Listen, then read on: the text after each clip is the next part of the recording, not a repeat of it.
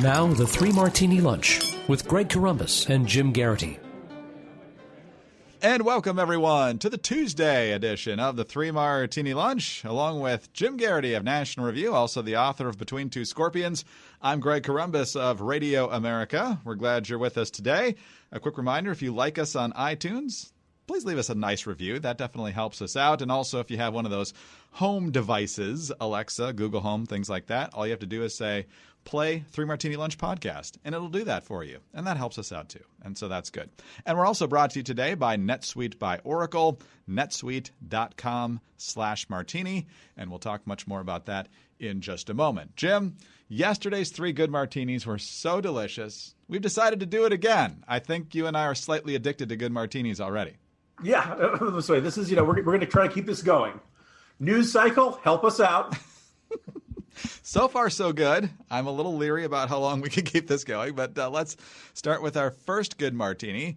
And we actually have a new prime minister chosen for the United Kingdom.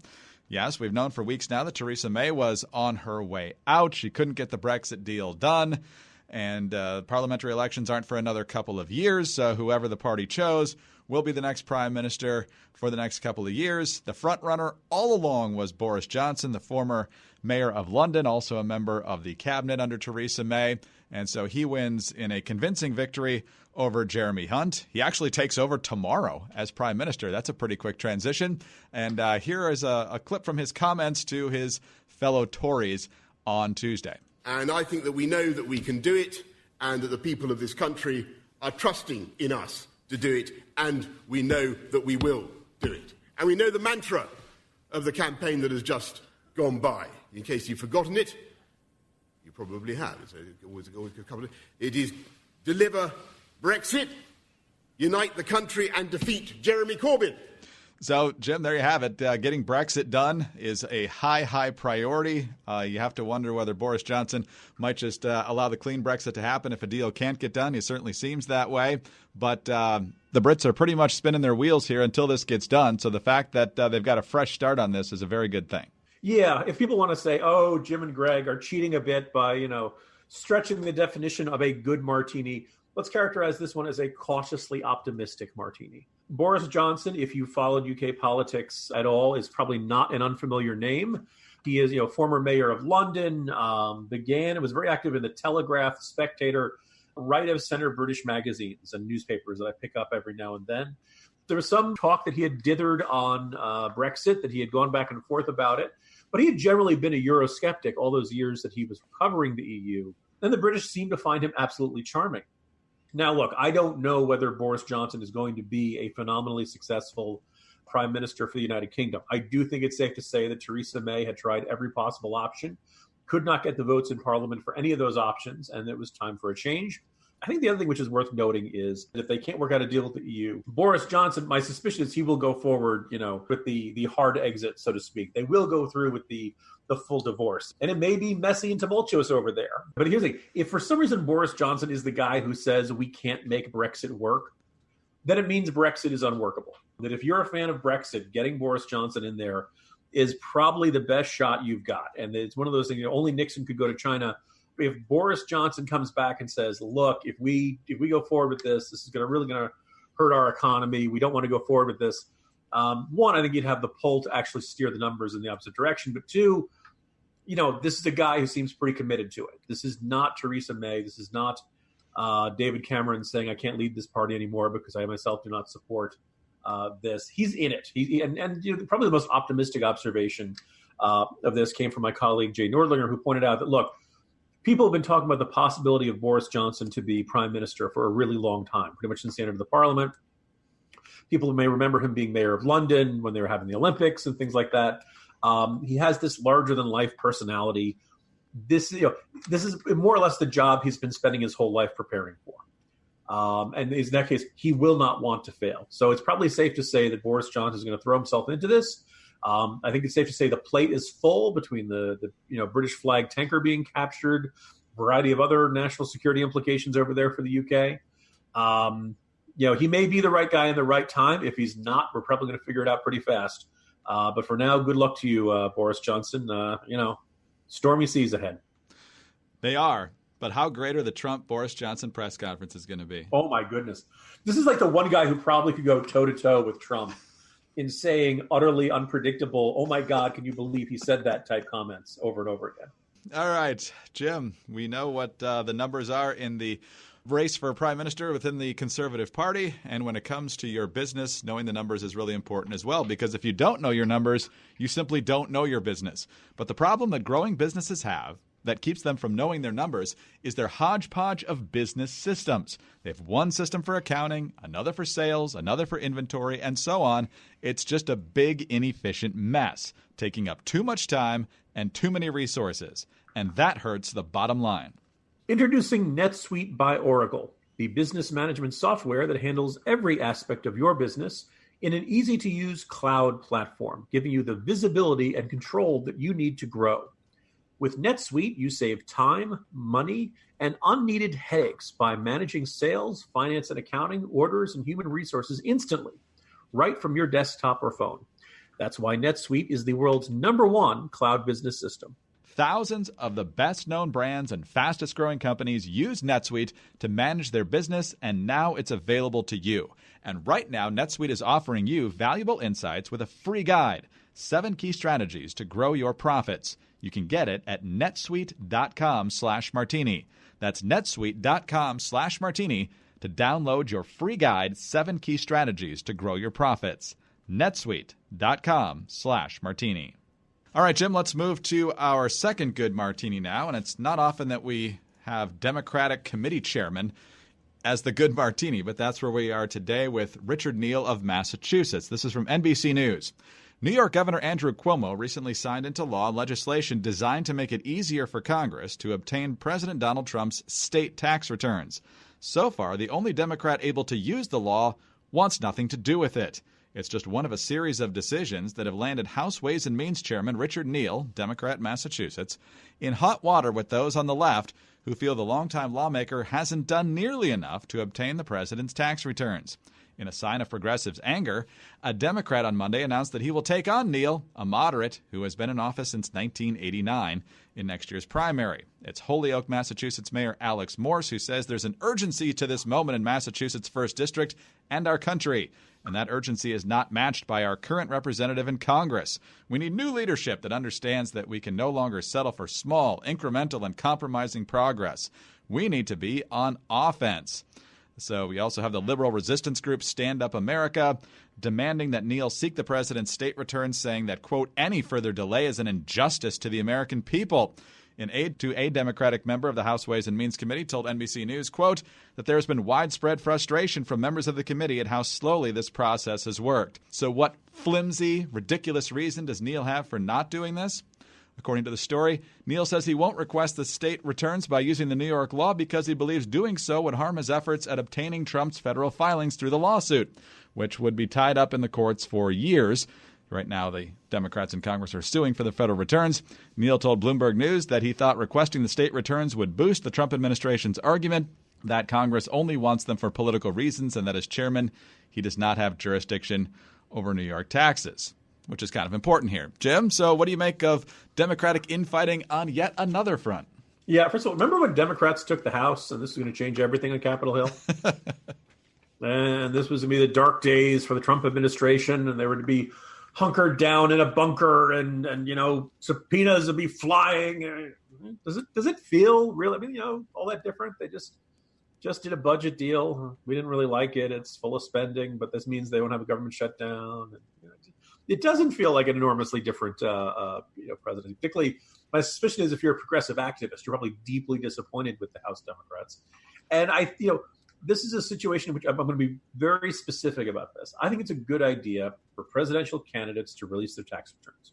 Wrote yesterday about Joe Biden and some of the speaking fees that he has, and this comes because of financial disclosure forms and releasing the tax returns. I wish Donald Trump would release his tax returns. That having been said, I'm very wary about giving members of Congress the authority to go out and get people's tax returns because I just think there's too much potential for mischief here. When you submit your tax returns, you're kind of doing so under the assumption, on the one hand, is it private information? Is it privileged information? Well, look, you probably don't want everybody knowing all that kind of stuff. Maybe you make a lot of money and you don't want people to know it. Maybe you make a little bit of money and you don't want people to know it. Maybe you had a whole bunch of really bad investments go wrong. There's a good chance that there's information in there that you just don't want to disclose to the whole wide world because it strikes you as personal. People are very understandably sensitive about their financial information and they don't want it out there. Trump's excuses are probably nonsense. He probably doesn't have every tax return going back to the past 20 years under audit, as he claims. This is all bad. This is all inexcusable. But we really open up a can of worms when Congress says to the IRS, I want to see that person's tax returns because I feel like it, as the explanation. Because the explanation they sent to the IRS and the Treasury Department was, well, we want to make sure all the president's returns are on the up and up and all that stuff. Look, it's not the job of Congress to provide a second audit of the tax returns of the president. So this is where Neal, is probably wise to act a little bit cautiously. If he looks like he's just trying to get any tax return of the president's that he can under any circumstances, it will feed into this narrative. This is a fishing expedition. They're looking for information to embarrass the president, and that's the real motive here. They don't have any legitimate law enforcement type reasoning here. That they just want to find stuff. They just want to find dirt. And so I think Neal knows what he's doing, but of course, the progressive grassroots are not at a point where they're patient right now. They don't want to wait. They want to get to the good stuff now. And they probably feel like they've been, just as conservative grassroots were frustrated after the 2010 House elections and what life was like with the Republican House. I'll bet you the resistance is probably looking at the Democratic House and saying, wait a minute, you guys told us if we got the House, you'd be able to do all this neat stuff. I'm not seeing much neat stuff from you guys. The Democrats are split amongst themselves in the House, and even if you do fight and scrape and claw and get something over the finish line in the House, Mitch McConnell's going to ignore it. And even if he got it through the Senate, Trump would veto it. So it's welcome to where Republicans were about a decade ago. Actually, we were even in worse spot because we didn't have anything back then. Welcome to governing. Yeah, exactly. That's kind of how it works. So dysfunctional Democrats in the House of Representatives. I'm not going to shed any tears over that. In fact, I'll drink to that. All right, let's move on to our final good martini today, Jim. And let's go to Tulsi Gabbard, still, yes, running for president, in case you forgot. Still a congresswoman from Hawaii.